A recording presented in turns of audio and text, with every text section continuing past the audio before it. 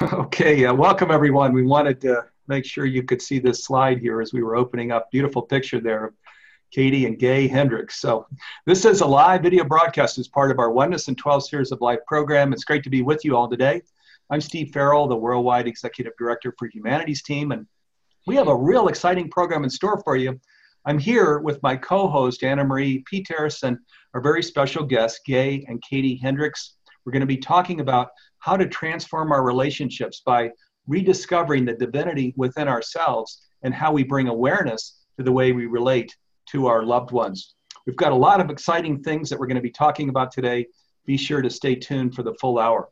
As we get started, I want to invite you to share your questions. Again, this is a live program with Gay and Katie Hendricks, so we'll be taking your questions during the hour. You can share questions by depressing the chat at the bottom of the screen.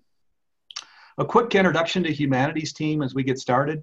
In Humanities team, we see only one presence, which we call the divine. We're all emanations of that one presence of the divine. It's true for each of us in all of life. Doesn't matter how far our lives may be from reflecting this truth, it's still true. Our invitation is to live in communion with the divine and be an authentic expression of the presence, peace, and power that are our true essence. When we do this, we live in sacred relationship with the divine and each other.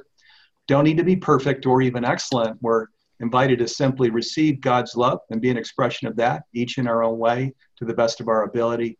In this way, we add to the light in the world and create processes to protect and nurture humanity and all of the life on our precious planet. We can be intentional about this, so we live this way each day. When we do this together, we create the world we've all been envisioning for quite some time. At this point, my partner, Anna Marie Peters, is going to share a little about the sphere that we're discussing this week. Anna Marie is the co-coordinator for the Oneness and 12 Spheres of Life program, and she's also the country coordinator for Humanities Team South Africa. She's brilliant, and she's a dear friend of all of ours. And over to you, Anna Marie. Well, thank you, Steve, and I'm going to greet you in an African language, and I'm saying Sawubona, everyone, and that means I see you. I'm really honored to serve the Humanities team and to co-lead the Oneness and 12 Spheres of Life initiative together with my colleague and my dear brother, Steve Farrell. But he said that relations is our greatest teacher and that it provides us with endless opportunity to learn and to grow and to evolve. So I'm really excited to be here with everyone and with our special guest, Katie and Gay Hendricks. So yes, Steve, normally what we do at the beginning of this program, I do a short introduction of what the sphere of oneness is, and in this case, the sphere of relations. And so we're saying when it comes to the sphere of relations, broadly speaking, it is about the field of human interaction with other human beings and the environment, including the environment of sensations, emotions, and thoughts.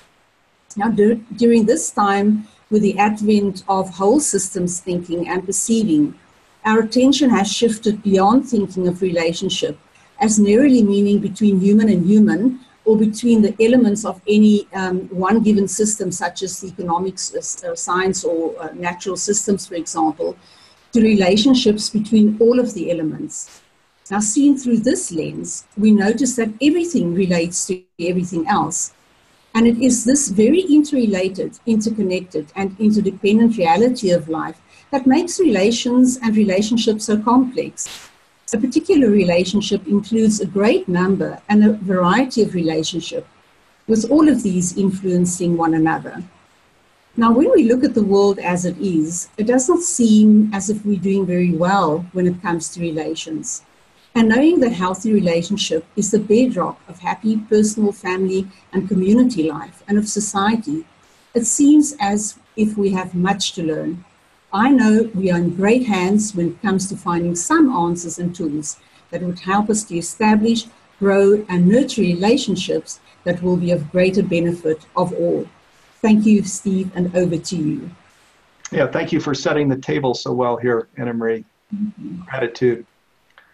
Okay, as we get started, I'd like to give our special guests a proper introduction. I'm going to read a brief introduction for our special guest now. Katie Hendricks, PhD, is the CEO and Director of Training for the Hendricks Institute, an international learning organization that teaches core skills for conscious living through a unique whole body approach to quantum coaching. She is the co-author of 10 books, including Conscious Loving. And welcome to this Oneness in 12 Spheres program, Katie. Thank you. Pleasure to be here. All right. And Gay Hendricks, PhD, is the author or co-author of over 30 books on conscious relationship, conscious business, and mind-body transformation, including Conscious Loving, The Corporate Mystic, Conscious Breathing, and Conscious Living. And welcome to this Oneness in 12 Spheres program, Gay. Great to have you with us. Thank you so much. It's great to be back with you all again.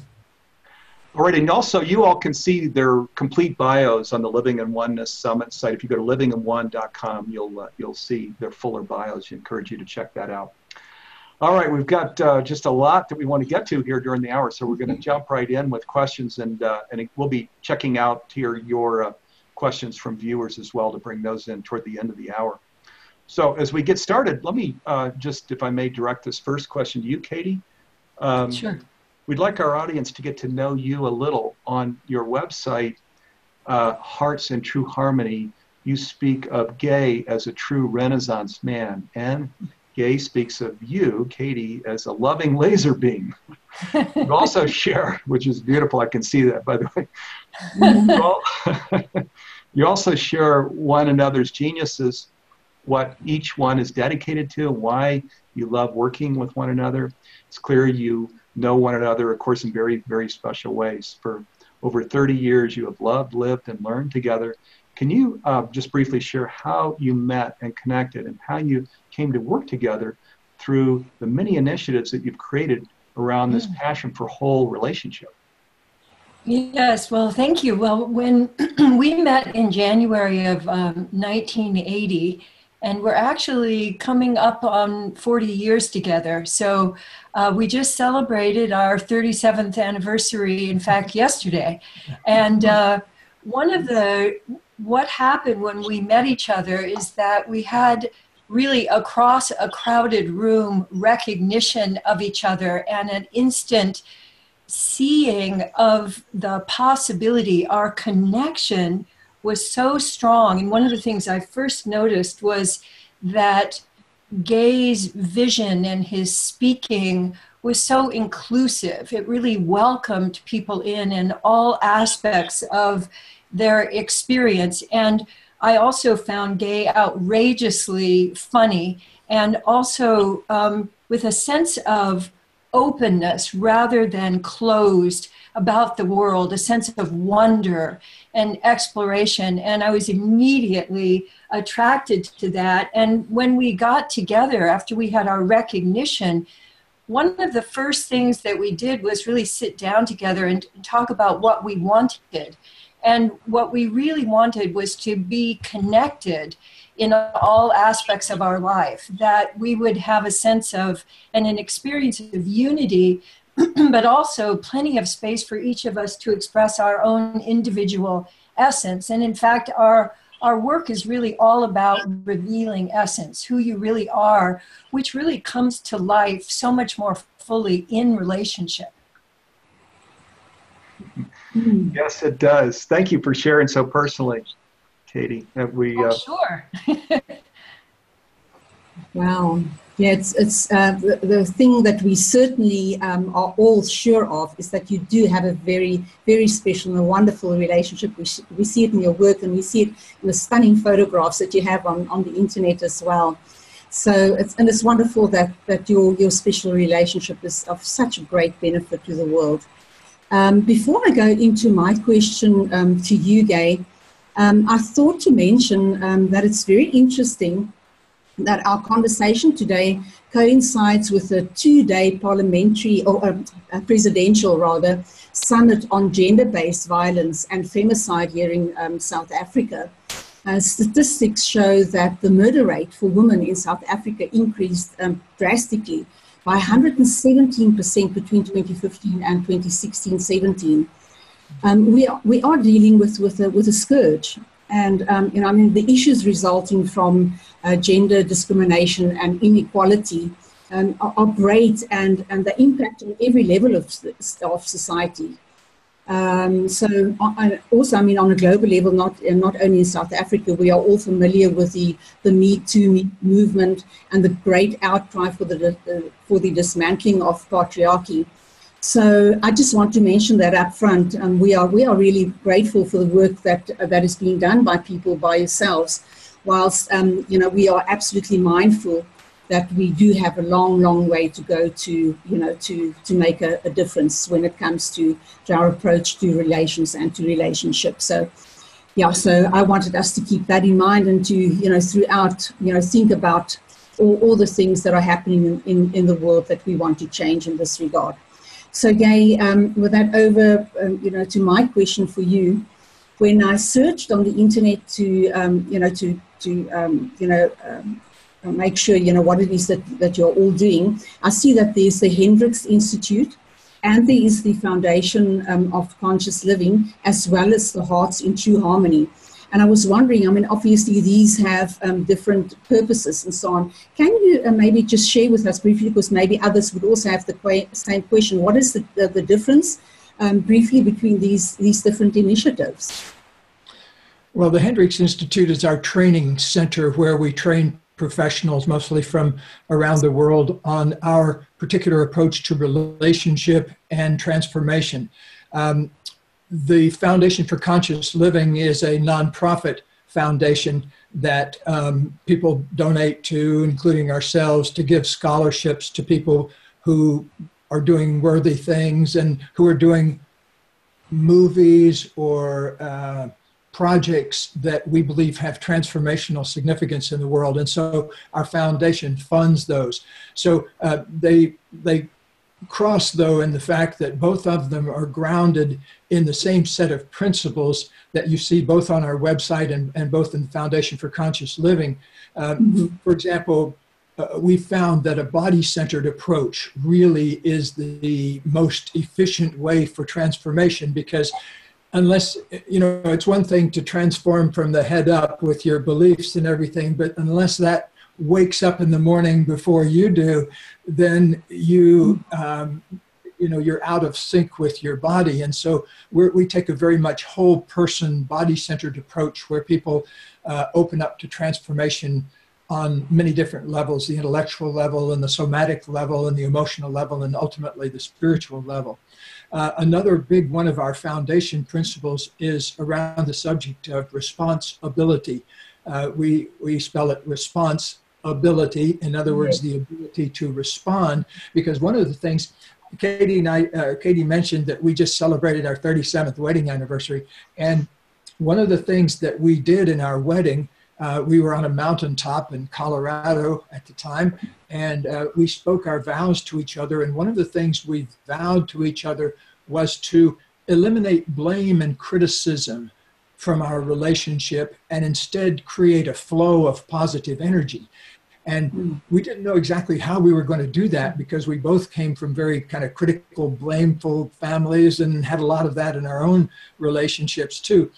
But when we got together, we wanted to invent something brand new. And so we created a new way of taking responsibility for things that come up so that neither person is blamed and both people get to participate in solving the problem. And so that became a hallmark of our work.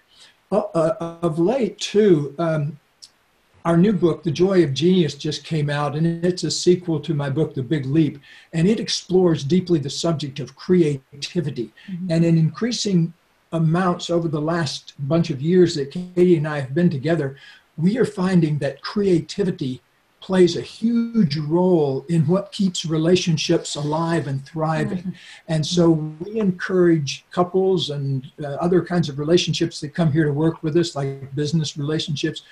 We are really big on encouraging creativity, individual creativity, because if both people in a relationship, or all the people in a relationship, like in a business, are committed to their own creativity, bringing that forth, what we call your true creativity, your actual genius, what you're uniquely suited to do.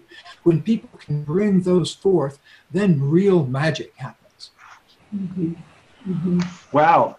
That's Beautiful. Thank you. Yes, creativity. And I can see how that really becomes a driver for, just divine expression through you, where we're feeling into that, just really bringing that through in its fullness. And also a happy 37th anniversary. What a beautiful story there, Katie and Gay. Thank you.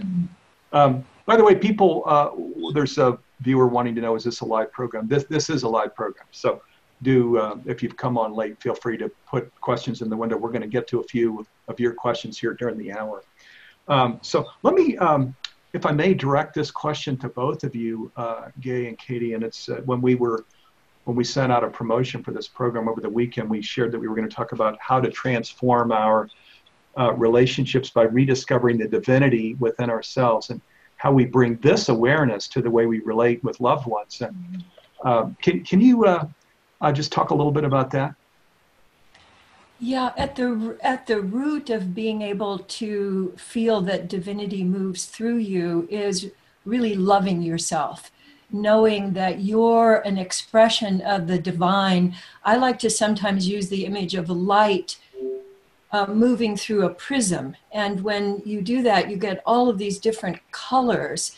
It's still the same light, but it comes through the prism of your own body and your own individuality. And so the colors and the expression of your essence are both unique and also the same as the whole that we all experience. And what I love to really focus on is, how can I assist in bringing forth and helping to evoke the essence expression in everyone that is really an expression of you loving yourself. And then that creates an opening for creativity and life force to move through you, to express into the big, the big prism of the rainbow that we all share. I was just hearkening back to a memory of my first real enlightenment moment when I was 24 years old. I was a very different person then. I weighed 320 pounds instead of 180 this morning. And I wore big, thick glasses, and I was in a very unpleasant relationship, and I had a crummy job and didn't like my car either. So everything was not well in my life. And I smoked 2 or 3 packs of cigarettes a day. And so on this one magical day, though, I had an experience where I suddenly saw down through all the levels of myself that I'd never seen before. It happened actually as a result kind of an accident. I slipped on the ice and I fell down on my back on a hard surface. And I didn't knock myself out, but it kind of jolted me out of my ordinary way of seeing the world. And for about 2 minutes, I had this very clear awareness that there's a spiritual center of pure consciousness at the source of everything in us. And everything else is kind of wrapped around that. And I could see how I had all of these feelings in myself that I'd never even acknowledged to myself, things I was angry about, sad about, scared about. And I had all of these tense muscles that were wrapped around those feelings, trying to kind of keep them from bursting through to the surface and keep them hidden inside. And then I had all this layer of 140 extra pounds that was hiding all of it from me, and all my addictions and that kind of thing. And so, but in that moment, I caught a glance of that spiritual center of pure consciousness that didn't have any programming on it. And I made a decision in that moment. I made a commitment, actually. I committed to feeling that in every moment, whatever it took. And it took me on this huge, long journey that, within a year, I lost 100 and some pounds and quit smoking and quit having to wear glasses and got out of the relationship. And everything changed in my life. And everything since then has been a process of clearing things away so that I could feel that in every moment. But thanks to the love of a fabulous woman and daily meditation and everything, I've now feel that in every moment, waking and sleeping. And so to me, that's a worthwhile journey. This journey of uncovering our essence, of uncovering who we really are and bringing that forth. There's this wonderful quotation.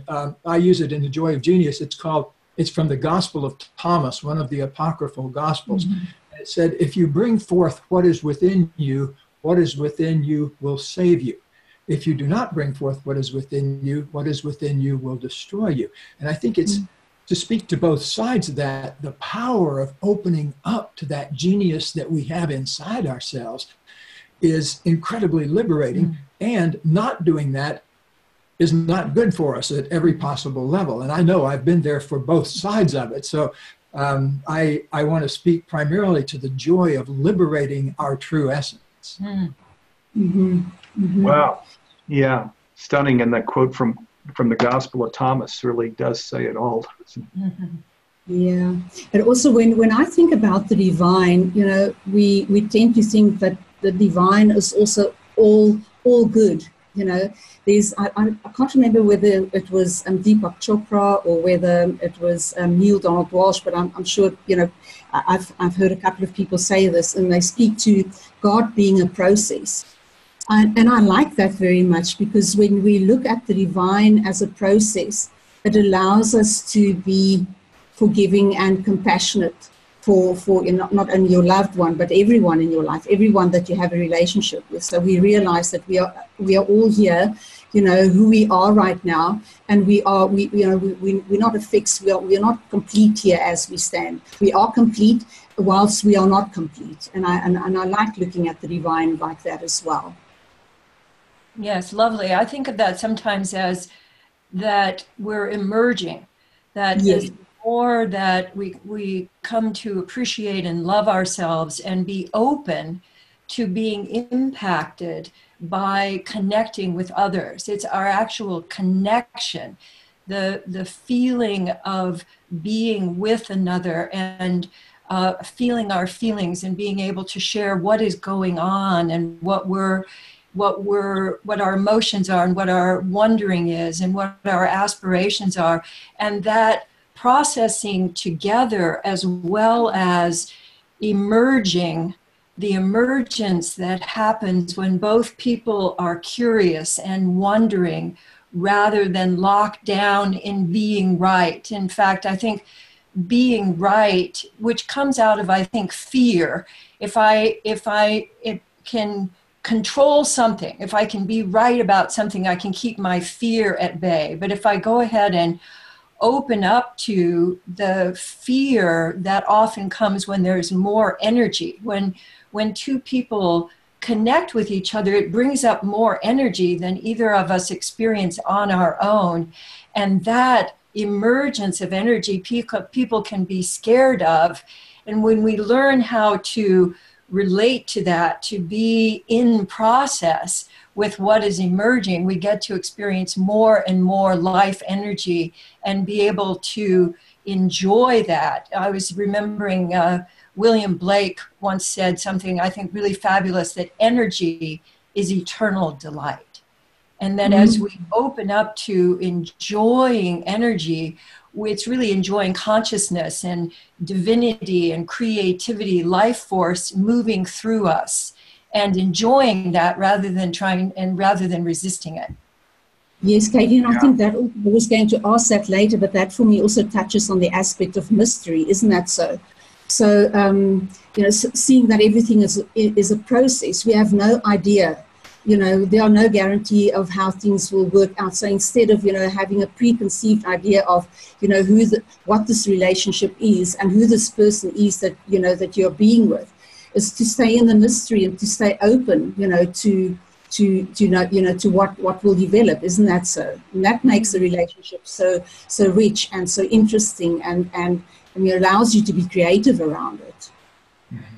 Yeah, well, we're getting to many different dimensions of the divinity within here, because and that obviously there's no such thing as time. So there's just this eternal moment of now, right now, this very moment where we're an emanation of the divine, or as Katie said, a prism of the divine, or as Anna Marie's bringing in that it's with a process. We're in this eternal moment of now where we're relating and expressing.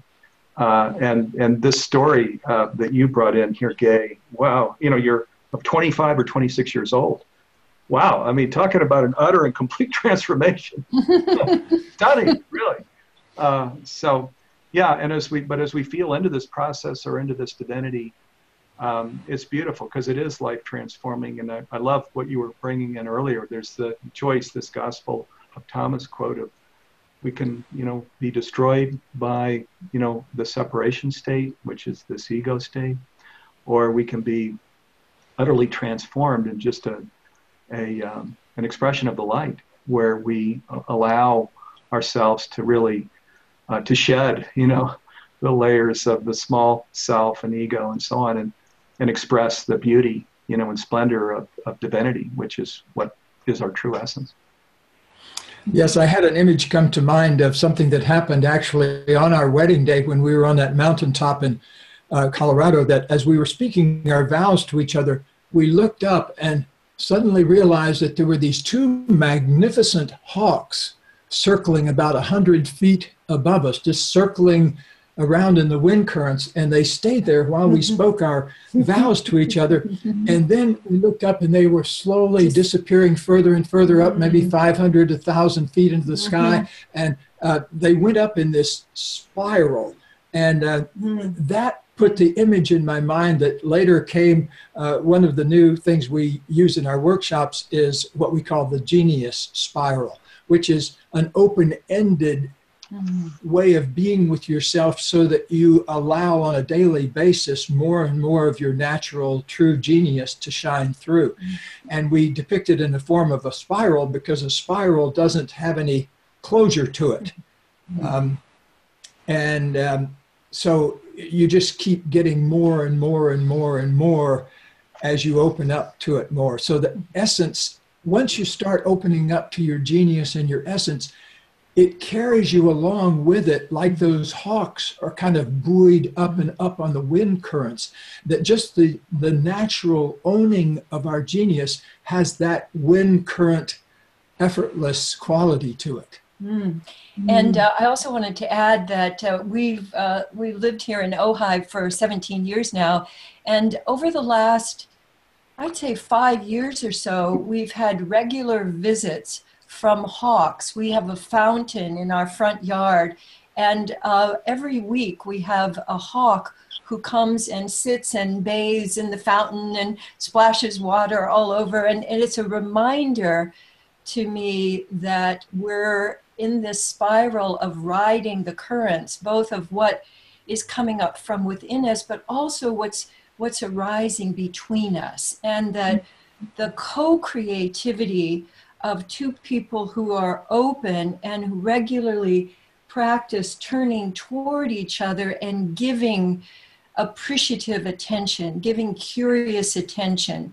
Most of the attention that people learn to give to each other is critical. And that's why we created what we call a blame-free zone. We created a commitment to end blame and criticism. And what arises in this space that's free of criticism is this open-ended wonder and free attention. It's like a shower of that refreshes both of you, but also opens this space between, in which the most amazing kind of co-creativity and also just the joy of being alive can be experienced, that we don't have to wait until we're perfect or the other person is perfect to enjoy it's kind of the grace of being together and enjoying the sharing of love, the currents of love.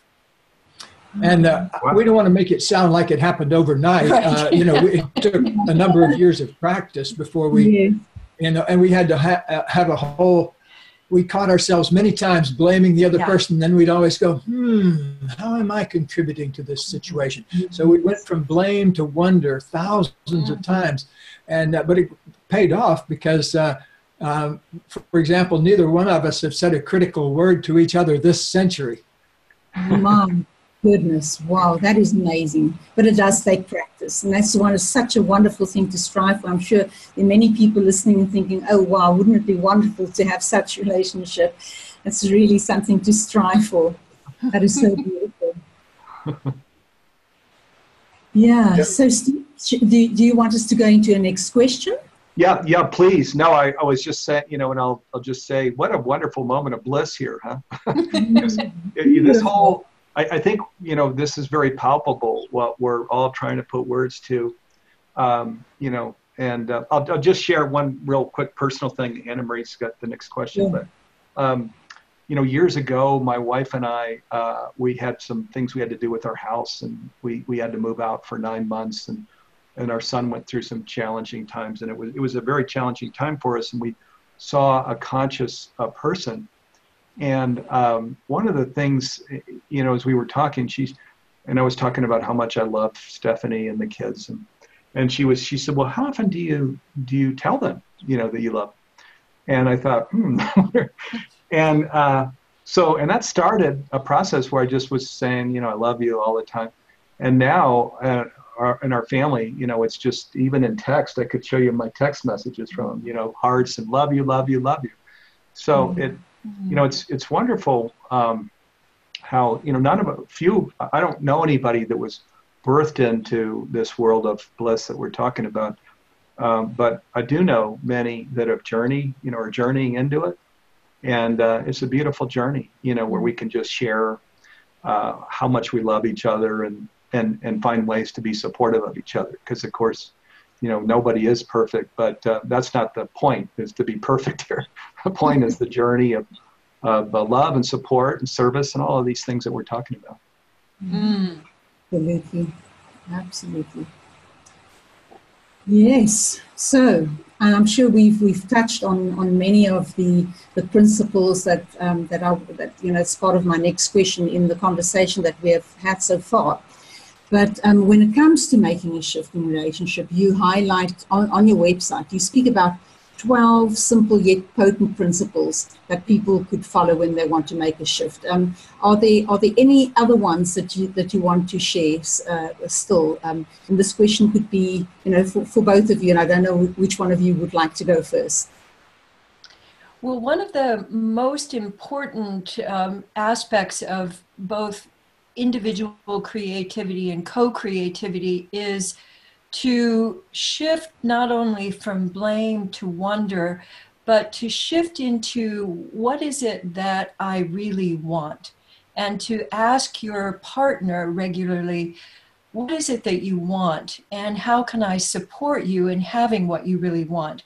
And what we've found, one of the myths about relationship is that you've got to compromise. You can't possibly both have what you want because you're in a relationship. And we've found that we've been able to create what we want, both individually and together, without compromising. And the way that we have navigated our way through that is by really focusing on, when I tune into me, what is it that I really want?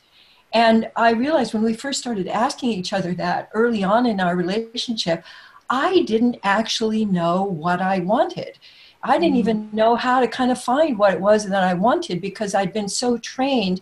And this goes back to what you were talking about earlier, Anna Marie, about the patriarchy and about women especially being trained to react to and to fit into and to be the social glue and to make sure everybody else is all right before you, and being caretakers and all of those gender roles that we're all, many of us now globally exploring.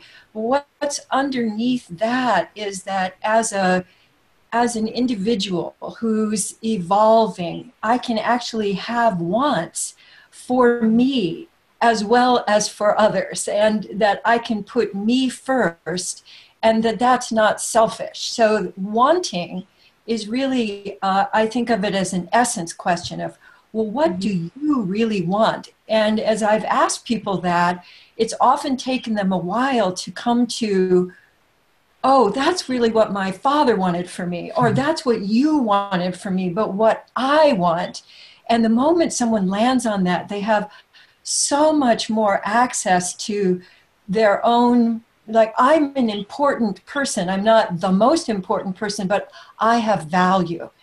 And we can help people to find their own value by really focusing on, how can I support you in finding what it is you want, what it is you want to be expressing in the world, how it is you're wanting to be expressing your creativity. And that's a question that we ask each other on a weekly basis. What is it that you want, and how can I support you in creating that?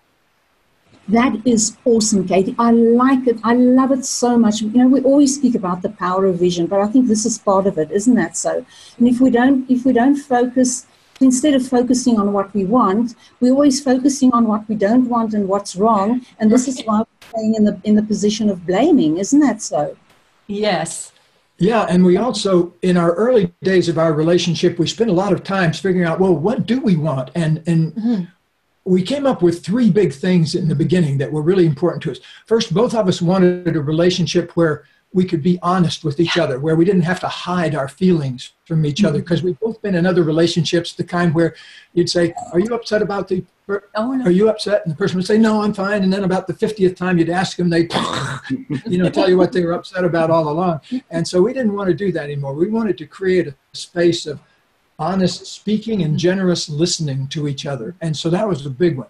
The second one was the one I mentioned about going from blame to taking responsibility. How am I participating in this? How am I creating this? And if you get both people doing that, well, problems dissolve very quickly. And we've used that in business many times too, when we've done consulting. Like, we'll go into a company where the top 3 people are screaming at each other and stuck about something. And when we use these processes with them, suddenly, whoosh, the problem just disappears. So honesty and responsibility are huge. The third thing we really honed in on was this thing of creativity, learning how to just figure out what we wanted and what we wanted to be doing and what was most essential to us. The other thing too was, I grew up in a family where nobody really said things like, I love you. I remember thinking at my granddad's funeral, gosh, I know he loved me, but I would have loved to have heard him say that sometime. And it wasn't special to me. I don't think he said it to anybody, but I didn't want to be like that. I wanted to be in a relationship where we felt appreciative toward each other, and we expressed that appreciation. And so we started practicing more and more of that, and gradually got the flow so that we lived in this 99.9% flow of appreciation all the time. And so it's really worth the practice. It does take some practice, but once you get the handle of some simple things, suddenly magic occurs. And also, I want to let our viewers and listeners know that all of our websites have practices on them. So there are videos and relationship tips, but that can also help you to form your own practices that nourish you. Because we really think of it as you're filling your reservoir. And if your reservoir is full, then what you share with others comes from the overflow of your generosity, not from scarcity, like I have to keep it for myself because there isn't enough. And we've really seen that appreciation and love are really boundless. And when we give those to ourselves and to each other, what really follows is more and more connection, more and more creativity, and also more and more of a focus on what is wanting to happen rather than what's wrong. And I'm really with you, Anna Marie, on the whole what's wrong problem, that people, especially in relationship, think I have to fix this or get rid of it before I can create something new. And one of the things I appreciate so much about meeting Gay was that whole equation got turned upside down for me, because we started looking at what do we want and what do we need to do now to move toward what we want, rather than we need to get rid of what's wrong and then we can have what we want is kind of the vegetables first approach. I have to, take care of what's wrong, and then maybe there'll be time for dessert. And of course, there's never time for dessert if you're always focusing on what's wrong. Yes. This is so valuable. I think, I can think of a number of couples, people who, they go into their old age in the relationship with one another where they are so separate. And just because, people don't have the tools, you become so set in your ways. And I think that, many people come to a place where they think, well, this is pretty much it. We don't know how to do this. And, people die like that. And it's wonderful to know that there are, tools like this, to help people connect. Yes, in fact, you may not know that one of our latest books is called Conscious Loving Ever After, How to Create Thriving Relationships at Midlife and Beyond. Mm-hmm. And the essence of that book is that it really can just keep getting better. And if you have these practices, especially around creativity and moving through fear and moving from fear into presence, then presence and connection and collaboration can happen, that it's really never too late if you're willing to practice. Yeah. Yeah, boy, that sounds like a great book, Conscious Loving Ever After. Did I get that right? Yes. Conscious Loving Ever After. So that sounds like a book for the library. So, yeah, definitely. Thank you for sharing. So a couple of quick things viewers are bringing in. One is the replay link is going out immediately after the program, as it always does for the Living in Oneness Summit. So if you want to watch it again, or if when you miss it, you're at work or with family, you can watch the link, the program after. We actually have a much larger audience that comes in and watches after. So now there's also, and then Hendricks.com, that's HENDRICKS, Hendricks.com is their website. So one of the viewers, this is Eileen, she says, what happens, what do you do when you're triggered? And when the other person, your partner is triggered and you're not, what do you do? Mm-hmm. Well, we have a wristband that we give out at the end of our seminars that says on it, breathe, move, love. And when all else fails, go to the natural resources of your body. Breathe, take 3 or 4 conscious breaths. Move your body around a little bit, get it out of its normal way of being. Walk around the block, do a few push-ups, do something that will change your body experience. So breathe and move.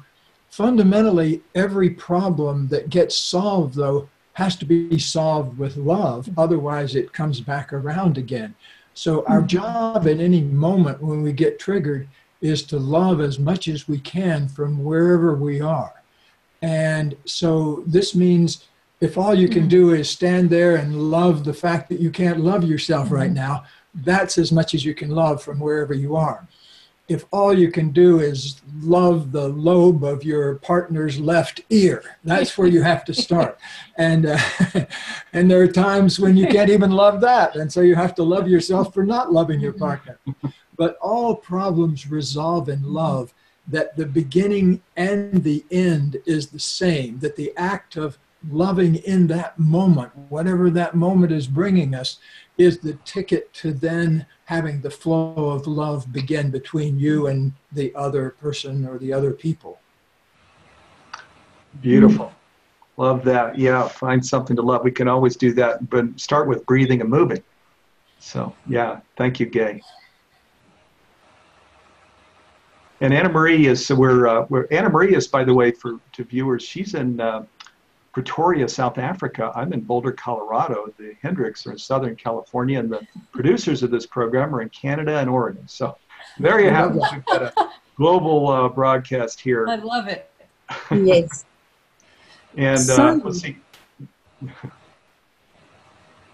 So if we go back to the foundation, and maybe you have, I don't know if you have covered all of this, but when looking at the foundation, you're saying that you are putting through 3 powerful ideas into action through the foundation. What exactly is this? What are these 3 powerful ideas? Yes, thank you. And we have them on our website, foundationforconsciousliving.com. So people can go there and dive more deeply. But the 3 principles Gay has mentioned, one is appreciation, the other is responsibility, and the third is authenticity. So the great joy of a deep relationship is being able to be what I call unedited, that I'm experiencing and expressing in a flow that actually matches my experience. I don't have to conceal anything.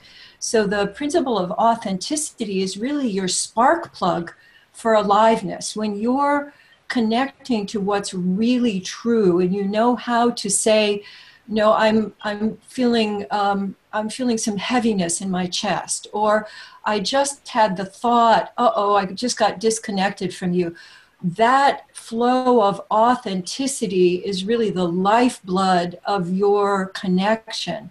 And then appreciation, when you're really focused on, appreciation is both being sensitively aware of and also focusing primarily on the positive. So when you're looking at your partner or your friend or your colleague and you're giving your sensitive awareness, you're giving the biggest gift that you can in any relationship, and that is your attention.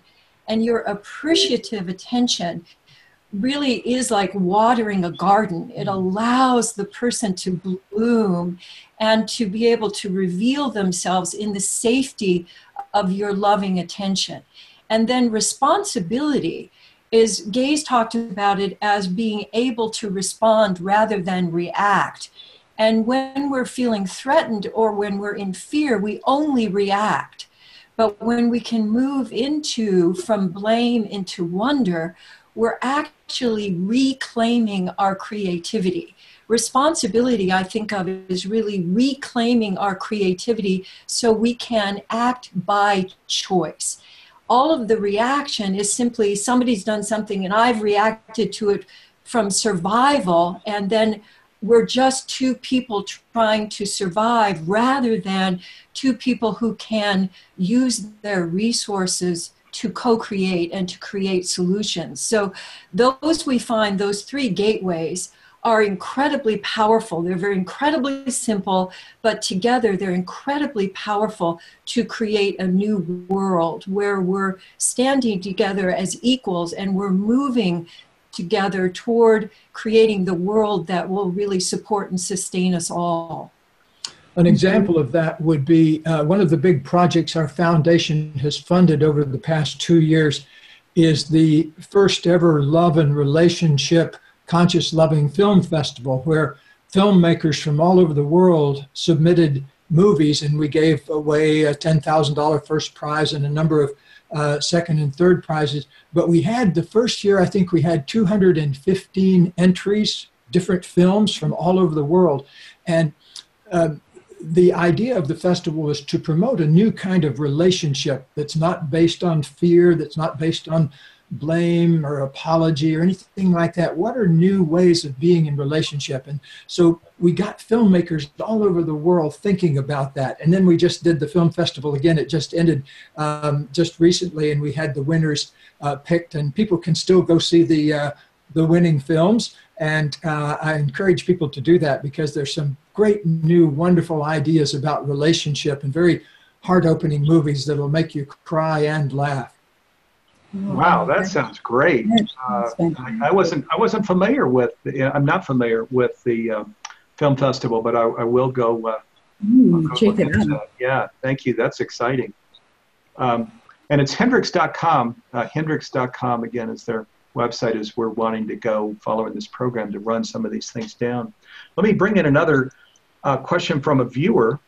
This is from Giulia, Giulia. She's in Italy, and she said, this is a live program. So Giulia says, how do we manage the relationship if the other person is not willing to practice nor wants to commit to conscious relationship? That's a question we've been asked in Italy and all over the world, wherever we touch down and do seminars. The answer to that is that it has to start somewhere. One person has to have the courage to take the step. And the step could be as simple as sharing a feeling, like I'm scared or I'm sad, or it could be as simple as saying what you want in the relationship. But at some point, one person has to step forth. It's very rare in a relationship for both people to grow at the same time. In fact, we've worked with thousands of couples, and we've almost never seen couples that were growing at exactly the same pace, even though maybe both of them wanted to grow. But the typical situation is you'll have one person who kind of wakes up, and then the other person who resists being awakened and tries to stay asleep. And that's a very frustrating moment. And I want to say that I've been there, and Katie's been there, and so is almost every other person probably who's been in a relationship and then has had some conscious awakening. And so the key step, though, is to not to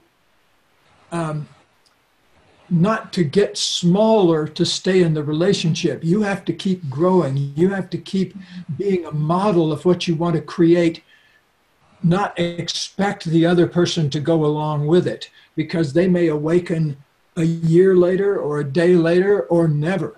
And so we have to maintain our own commitment to our own growth and to bringing forth our own essence. And what often happens is that has a contagious effect in the relationship, that the other person kind of comes alive. But again, it's hard to predict when the timing of that is going to occur. And what happens is it often kind of goes like this rather than in one smooth upward transition. So I honor the frustration and want to make sure people love that sense of frustration and love the anger they feel in themselves when that kind of thing occurs. Well, yeah, that's beautiful. It's a chance to practice your consciousness with your partner. It takes a lot of courage, doesn't it, Gay? If you're, when we're all in a relationship, so, you look at something, you think, you'd like to change it, and then, you may feel embarrassed, or, whatever feeling it is around that thing that you want to change. But you also know that if you're not going to do it, if you're not going to have the courage, that this specific thing won't change unless, you are going to take that step. If your relationship is worth enough, it takes courage to take that step, to make that change. Because without it, then you're not growing. Yes, Anna-Maria, I appreciate you saying that. And what the process that we use that has been so powerful for us throughout our whole relationship is committing. And how to create something new is to gather yourself, because commitment means to gather yourself and take yourself in a chosen direction. And to commit, you simply need to take that step. You need to take that leap and to step out into the unknown. And that does take courage. So even if you're moving towards something that you want, you can still be scared. So committing allows you to navigate. It allows you to move forward in a chosen direction. It's also a great place to come home to. So I can come home by recommitting to what I really want. So for example, in the early part of our relationship, we committed to revealing rather than concealing. And I can tell you that personally, I recommitted to that several hundred times because I grew up in a family where concealing was the survival strategy, where nobody ever really said what was going on. And that fog, I needed to move through that fog by recommitting over and over again to revealing. And what came with revealing was the sense of, oh, I can be myself. I can say what's really going on for me and nothing bad is going to happen. That revealing really created so much more closeness and joy and creativity. But it took hundreds of recommitments. So for the person who was talking also about, how do I create this when my partner doesn't want to, is to commit to what you really want and recommit to that. And then you're on a journey that your partner can either join you on or create their own journey, but you're moving in a direction that creates more aliveness and more wholeness for you. Sure, that's so awesome. That's so beautiful, so powerful. And I think, I don't know how much time we've got left, not much, but I think before we go, Steve, we need to touch it. We did speak a little bit about this, but the physical, this is the beautiful part of being in a relationship, isn't it? So intimacy. what is there that we still have not mentioned about being intimate and being physical when it comes to relationship that you'd like to share with? Well, one thing I'm amazed by and happy about is that I thought lovemaking was great when I was 35 when I met Katie, but now on the other end of my life, it's transcendently better. You know, it's sublime, it's spiritual, it's cosmic. That was amazing to us, that the experience of love and being together, and the friendliness of being in an adventure together and discovery. I'd say that's really what has underlaid everything that has happened in the last few years, is that we're now living in discovery rather than in repetition, that we're discovering more aspects of each other and appreciating more aspects of each other, and getting more creative, and feeling more alive, and having more fun, and laughing more together. People can always tell where we are in any given event, because that's where the laughter is coming from. Oh, that's beautiful. Wow, that was Anna Marie. I'm so glad you brought that last question. That was. I suspect that you're going to hear from viewers here. Yeah.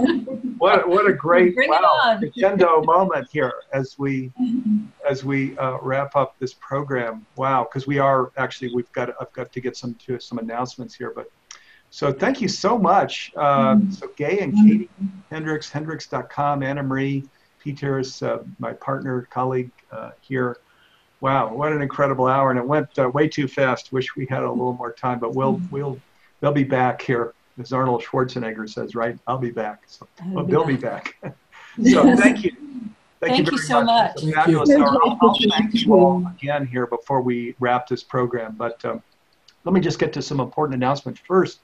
One of the books that we talked about that Gay Hendricks wrote is on conscious business, and Humanities Team is a nonprofit. We're a 501c3 based in the United States, and together with some other non-governmental organizations, one in Europe, the Club of Budapest, one in Japan, the Goy Peace Foundation, and then also the Fowler Center for Business is an agent of public benefit out of Case Western Reserve University. The four of our organizations created a Conscious Business Declaration. You can go to consciousbusinessdeclaration.org to read this declaration. It talks about the purpose of business being to increase economic prosperity while contributing to a healthy environment and improving human well-being. So if that interests you, we invite you to check that out, and you can sign it and invite your coworkers, friends, and family to sign it as well.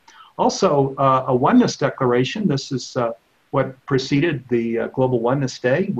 Back in 2007 to 2010, we circulated this oneness declaration all over the world, gathered 52,000 signatures, went to the United Nations and to ask the United Nations to create a Global Oneness Day, and they turned it around and said, no, you create a Global Oneness Day. So we did back in 2010. The declaration is still very important. You can see it on the screen. If you go to humanitiesteam.org and scroll down, you can see the declaration. We invite you to sign it, because we're going to go back to the United Nations to invite the UN to really get behind and support Global Oneness Day. Okay, upcoming programs that you don't want to miss here. There's one tomorrow, actually. Tomorrow, Friday, February 2nd, beginning at 1 Pacific. It's with Barbara Marks Hubbard. It's called Activating Synergy. And synergy actually is much more powerful than simple collaboration. It's very important because we come together to deploy, we need to come together now to deploy a conscious movement to that heals a lot of the challenges, or all of the challenges really, that are out in the world. So this program is focusing on activating synergy. It's with Barbara Marks Hubbard, and the last 30 minutes of the program is live, so you can bring your questions to Barbara. If you go to livinginone.com, you can register for that program. And again, if you miss it, we'll send out a link so you can watch it after the fact. Also, we'll put on the screen here, there are two programs. There's one next Thursday. Here you can see it on the screen with Dave Sandoval. And then the following Thursday, so the next 2 weeks on Thursdays, so this one, Michael Rakisia. Those are Stephen Donaco, who's a colleague here in Humanities Team, will be hosting those programs. Once again, at livinginone.com, you can register for these free programs. One of the things that we've been talking about is just rediscovering our divinity within and our connection with God, each other, all of life. We created years ago a community called Community Circle. We created it as something very inexpensive. It's only $10 a month. All of our programs, and there are over 400, are available to you and your friends and coworkers through Community Circle. There's a twice a month gathering over Zoom where you're talking face to face like this. There's a book club. There's a Facebook page. So there's a lot of pretty neat stuff. And again, it's only $10 a month. And you can, we had a link there on the screen, but you can go to the Humanities Team website, scroll down to learn about the Community Circle. So I want to thank all of the people that created this program. The producers of this program are Garth Catterall, based out of Oregon. Christine Glenn, she's based out of Canada. Also Dee Meyer, Nanette Kennedy, Stephen Donaco, many people helped create this program. So thank you to all of our colleagues and partners here in Humanities Team. And then last and definitely not least, thank you to each of you, the viewers who have been here with us for Global Oneness Day, the Living in Oneness Summit, Oneness in 12 Spheres of Life programs. Thank you for being a part of these programs each week. As we wrap up, let's consider the many challenges that are in the world and each commit to stretching beyond our comfort zone to be part of this conscious movement that's forming even as we speak. Let's acknowledge how powerful we are when we act on behalf of the greater good. Let's live in connection with the divine, see the sacred in each other, and commit to sacred relationship with each other, the earth, and all of life. Our time and energy are precious. Our big future choices are already made by these small choices that we make every day and in every moment. So let's focus on planting these holy seeds in our attention each moment and each day. And when we do this together, we create the world that we dream about and envision. This is the function of purpose of Humanities Team, as we are, again, a 501c3 nonprofit. Okay, we'll see you tomorrow, Friday, November 2nd, beginning at 1 Pacific, when we're back on the air with Barbara Marks Hubbard. And back again to thank you. Anna Marie P. Terrace is on the screen here, my partner, Gay and Katie. Gay, thank you so much. Unbelievable. Boy, you know, we should all spend a weekend with them at one of their programs. Oh, absolutely. Absolutely. Such great work. Thank you. Thank you so much. Thank you. Thank you for your time. Yeah, look forward to being back with you soon. Okay. All righty. Thanks, Thank viewers. you so much.